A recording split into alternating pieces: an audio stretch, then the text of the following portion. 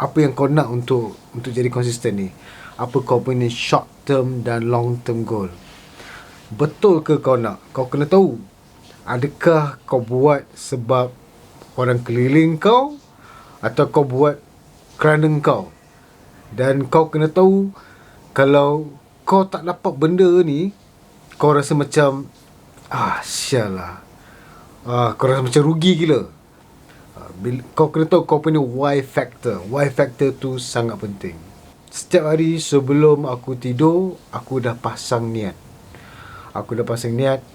Apa aku nak buat, apa aku nak kena achieve dari bila aku bangun sampai bila aku start buat kerja tu.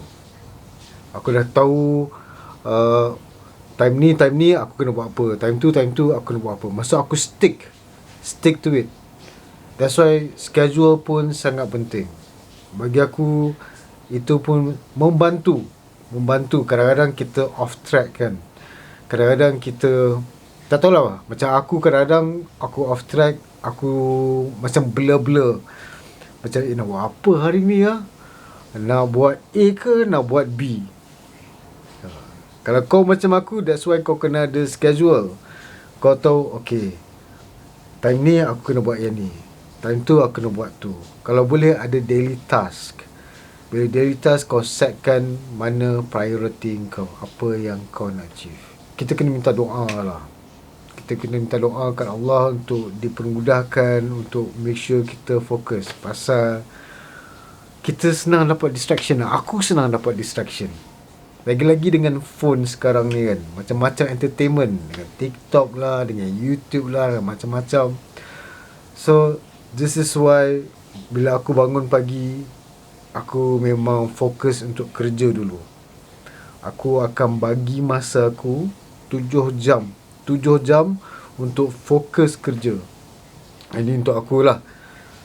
Meaning bila aku kata fokus kerja, maksudnya tak ada phone, tak ada social media, tak ada benda lain.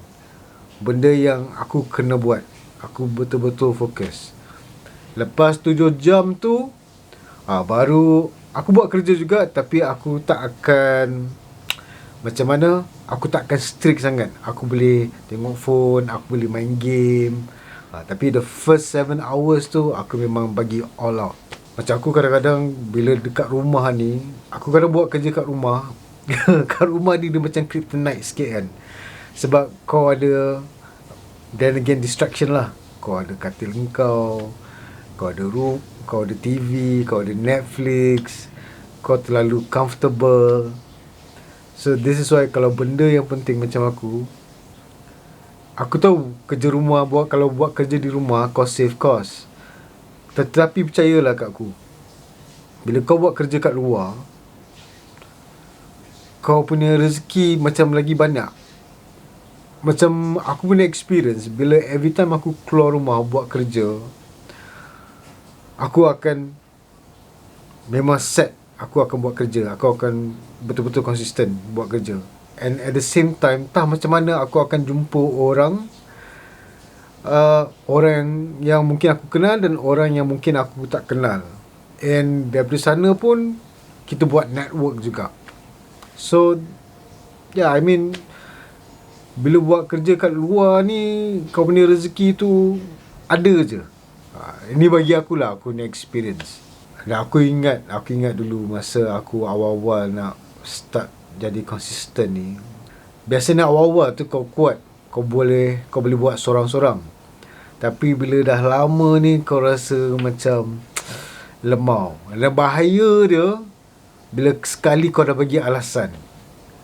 Bila kau dah bagi alasan untuk skip sehari tu, itu sangat bahaya. Kalau boleh, jangan bagi alasan. Jangan skip sehari pun kau jangan. Because dia addictive tau. Bila sekali kau dah skip, tiba-tiba hari kedua tu mungkin kau ganti balik, hari ketiga, tapi hari keempat mungkin kau nak skip balik. Lepas tu dia macam virus, ada je alasan. So kalau boleh, jangan bagi alasan. Kalau kau rasa kau tak kuat sangat, kau ada buddy. Cari member yang ada same goal dengan kau, yang ada matlamat sama dengan kau. Kau buat sekali. Bila ada buddy ni kan, kadang-kadang kita motivate each other. Tu yang benda best bila ada buddy. Tapi make sure buddy yang buat kerja. Jangan cari buddy yang bagi alasan juga. Sampai-sampai tak buat kerja, borak pula, gosip pula, buat benda yang merepek yang tak memberi faedah. So cari buddy yang boleh membantu kau. Kau bantu dia, dia bantu kau. Kan? And last but not least, bila aku dah start amalkan benda ni, aktiviti ni, dia sangat membantu aku menjadi seorang yang konsisten. Tak kisah apa benda aku buat, InsyaAllah aku akan konsisten dalam benda tu. Dan apa dia? Benda ni ialah solat 5 waktu. Sejujurnya bagi aku nak solat 5 waktu, bagi aku challenging. Very challenging. Sekarang ni Alhamdulillah aku boleh adalah few days aku ada skip juga. Tapi Alhamdulillah most of the time aku berjaya buat solat 5 waktu. Dan apa aku perasan bila aku buat benda ni, bila aku praktis solat 5 waktu, aku punya perjalanan hidup aku, perjalanan apa aku nak achieve tu diuruskan, dipermudahkan. Sekali dengan doa, kita minta tolong daripada Allah. Pasal kita ni umat yang lemah kan. Aku ni umat yang lemah. Aku ni I'm weak. So that is why I need help. And who else that can help us? Siapa lagi boleh tolong kita kecuali kita punya creator? Allah tu. Our creator that can help us. He knows us. He understand our heart. Orang lain tak faham hati kita kecuali Allah sahaja. So aku rasa that is the best thing. Allah dah setkan, dah cantik lah. Ada 5 waktu dalam sehari kita kena solat kan. Kalau kau dah memang praktis benda ni, Alhamdulillah, try pula be on time. Be on time solat 5 waktu. Macam ada orang pernah bagi tahu kat aku kan, kita bila nak rezeki, kita nak sesuatu benda, kita doa seboleh-bolehnya, kita nak semalam benda tu. Kan? Tapi bila time solat, kita ambil masa kita. Bagi kau fair ke? Kan? Aku first time dengar macam benda tu, yelah kan. Aku macam, jahil ni aku ni macam tak tahu malu pula kan. Bila nak satu benda tentang diri aku nak sekarang. Tapi bila time tu solat, aku ambil masa aku. So that's why lah aku ni hidup pun terumbang ambing. So bila sekarang ni aku amalkan solat 5 waktu, praktis benda tu, Alhamdulillah segala benda aku buat konsisten. Alhamdulillah. And insyaAllah dia akan memudahkan untuk cara kau pula. Itu bagi aku punya experience. Ini benda-benda yang aku buat untuk make sure aku on the right track.